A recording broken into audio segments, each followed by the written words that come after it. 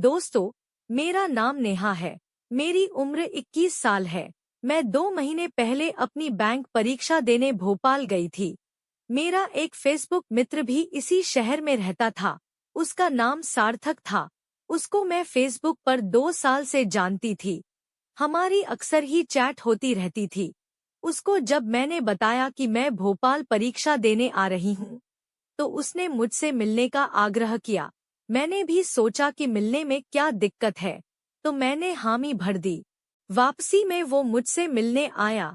रात 9 बजे की मेरी ट्रेन थी। मैंने उससे शाम 6 बजे स्टेशन के पास ही एक रेस्तरां में मिलने का तय किया था।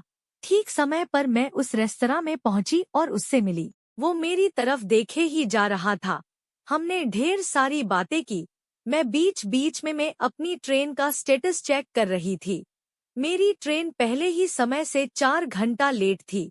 तो मैंने सार्थक से कहा, जब तक ट्रेन न आ जाए तब तुम मेरे साथ यहीं रुक जाओ।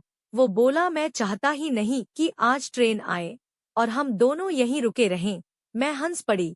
यूं ही हमारी बातें चल रही थी कि अचानक सब लोगों का ध्यान, जो इस समय रेस्तरां में थे, टीवी की तरफ गया।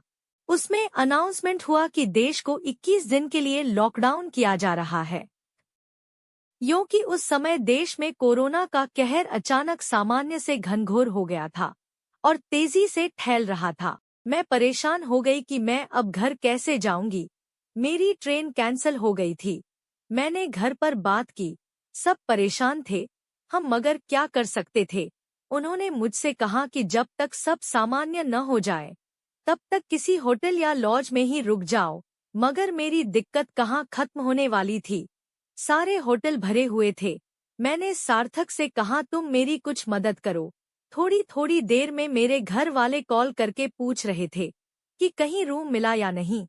मैं बहुत परेशान थी कि अब मैं क्या करूंगी। मैं घर कब और कैसे जाऊंगी। बहुत देर तक मैं ऑनलाइन होटल तलाशती रही मगर कोई नहीं मिला। मैं रोने लगी तो सार्थक बोला कि अगर तुम चाहो तो मेरे यहाँ रुक जाओ। मैं यहाँ अकेला ही रहता हूँ। मरती क्या न करती। मैं उसके यहाँ जाने को राजी हो गई। मेरे पास कोई और विकल्प ही नहीं था। हम दोनों उसके रूम पर पहुँच गए। उसने मुझसे कहा, तुम थक गई होगी, जाकर फ्रेश हो जाओ, तब तक मैं चाय बना देता हूँ।